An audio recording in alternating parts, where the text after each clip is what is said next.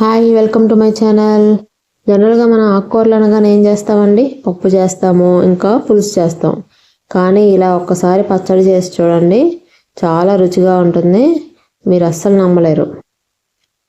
దీనికోసం ఒక కట్ట చుక్కకూర, ఒక కట్ట మెంతికూర తీసుకొని బాగా శుభ్రం చేసుకోండి.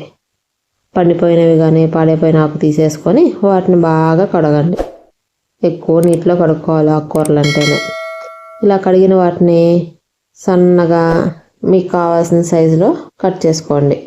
మనం ఎలాగో మిక్సీ వేస్తాం కాబట్టి కొంచెం మరీ ఆ కాడలు ఉంటాయి కాబట్టి కొంచెంగా కట్ చేసుకుంటే సరిపోతుంది. ఆకుకూరలు చాలా హెల్త్కి బెనిఫిట్స్ ఇస్తాయండి. తప్పకుండా ఏదో ఒక రకంగా తినడానికి ట్రై చేయండి. ఇప్పుడు ఒక పాన్ తీసుకొని 2 టేబుల్ స్పూన్ల వరకు ఆయిల్ వేసుకోండి. అందులోకి 2 స్పూన్ల మినప్పప్పు, ఒక 3 స్పూన్ల వరకు ధనియాలు, ఇంకా ఒక 2 స్పూన్లు పచ్చిపప్పు వేసి ఫ్రై చేసుకోవాలి. ఇవి గోల్డెన్ కలర్ వచ్చే వరకు చక్కగా ఫ్రై చేసుకోవాలి.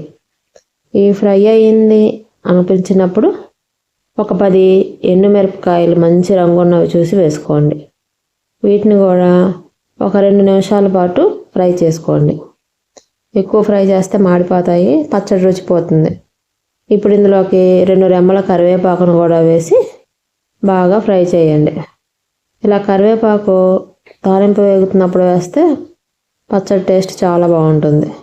వీటన్నిటిని పక్కకు తీసుకొని ఇప్పుడు అదే ఆయిల్లో కొంచెం చింతపండు వేసి ఒక 2 నిమిషాలు ఫ్రై చేయండి. పక్కకు తోసి అందులో కట్ చేసి పెట్టుకున్న ఆకుకూర అంతా కూడా వేయండి. ఈ ఆకుకూర అంతా కూడా ఉడికే వరకు కాసేపు మూత పెట్టి మగ్గనివ్వండి. చూసారా ఎలా అయిందో? ఆకుకూర అంతా మగ్గిపోయింది. ఆయిల్ అంతా సెపరేట్ అయ్యే వరకు కూడా ఆకుకూరని ఉడికించుకోండి. ఇలా ఉడికిన దాన్ని కాసేపు పక్కన పెట్టి చల్లారనివ్వండి. ఇప్పుడు ఒక మిక్సీ జార్లోకి ఫ్రై చేసి పెట్టుకున్న మిరపకాయలు, ధనియాల పొడి ఇవన్నీ వేసుకొని ఆకుకూర కూడా వేసుకోండి. ఇందులోకి జీలకర్ర, ఉప్పు, వెల్లుల్లిపాయలు ఒక 1/2 డజన్ రెమ్మల వరకు వేసి బాగా పల్స్లో ఒక 2 నిమిషాల పాటు మిక్సీ పట్టండి. చూడండి, ఎక్కువ అవసరం లేదు ఎందుకంటే ఆకుకూర కాబట్టి పల్స్ మోడ్లో పెట్టి ఒక 2 సార్లు తిప్పండి. ఇప్పుడు ఇందులోకి కట్ చేసి పెట్టుకున్న ఉల్లిపాయలు కూడా వేసి ఇంకొకసారి పల్స్ ఇవ్వండి.